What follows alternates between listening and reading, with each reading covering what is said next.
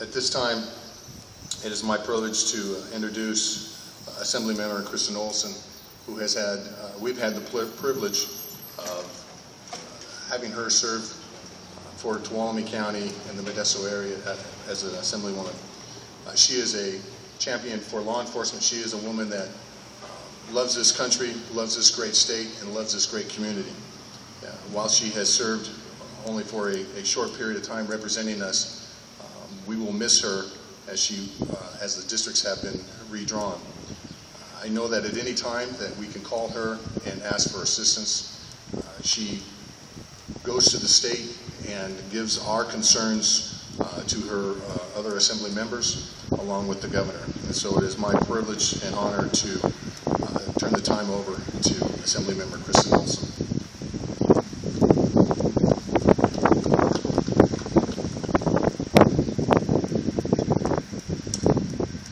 Good afternoon. It is truly an honor to be with you today as we stand together to remember those who have given their lives while serving in the line of duty. Peace officers in our communities put their lives at risk every day to protect our neighborhoods and our families. Your selfless actions are a constant reminder of your commitment to making sure that our children have a safer world to live in. To put one's life at risk in order to keep others safe is the very definition of selflessness and the embodiment of courage. Those who answer this call understand that what they do is more than a job.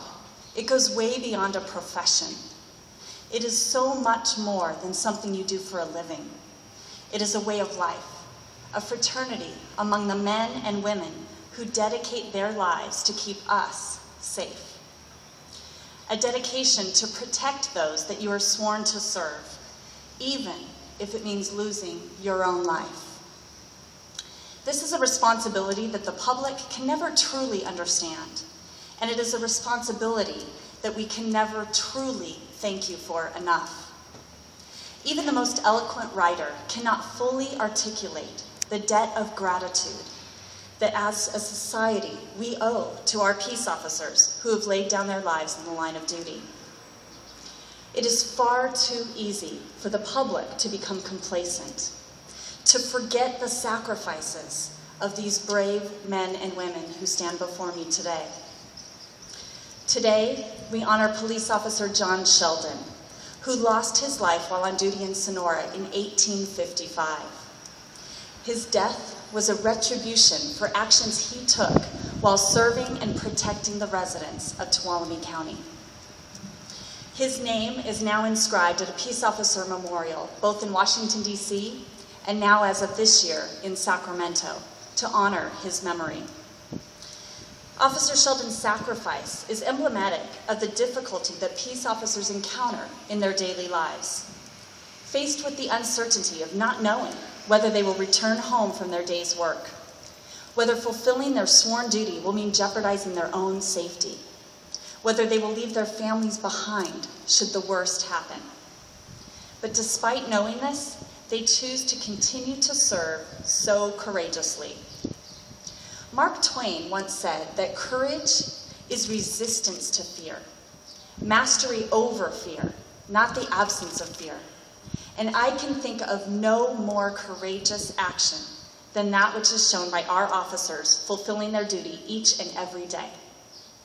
My brother-in-law is a CHP officer in the Modesto community, and I've heard the stories of what it feels like to be his wife, to be his mom, to be filled with pride, but also to be waiting for that text, to be waiting for that phone call, hearing that the mission is over and he's on his way home.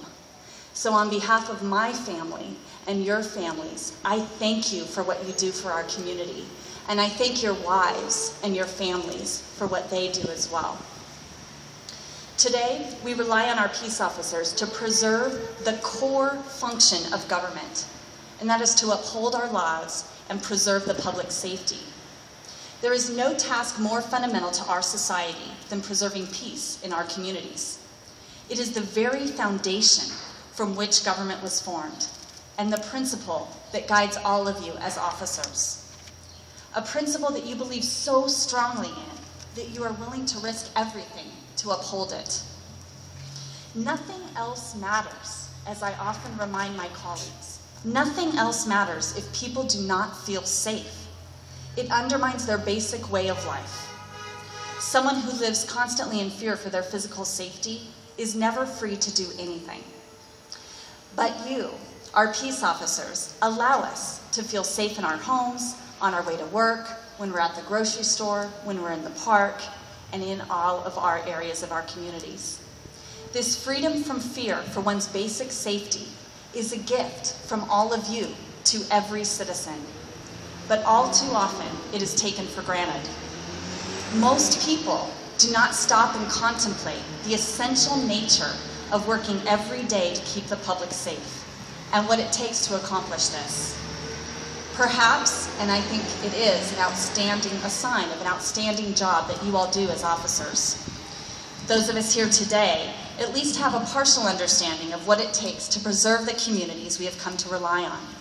It takes courage and sacrifice, and unfortunately, sometimes the ultimate sacrifice to preserve a safe community.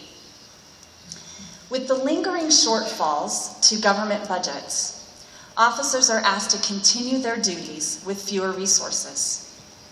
Many of you have seen friends or colleagues lose a job, or perhaps have taken a reduction in pay yourselves.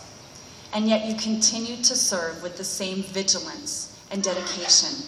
And for that, I am grateful, and I thank you for that today.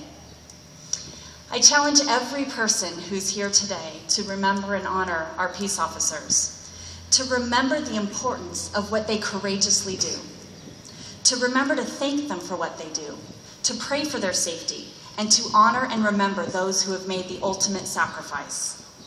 Without these heroes carrying out their duty each and every day, we cannot live our daily lives in safety. These officers serving us today deserve our truly highest gratitude. For those who have given everything, and for their families, they deserve honor, dignity, and the uttermost respect that can be paid to a true hero. And we owe it to them to honor their legacy and the principles they stood for. Thank you for being here today to honor those who have fallen in the line of duty. May God bless their families. May God bless our beautiful state.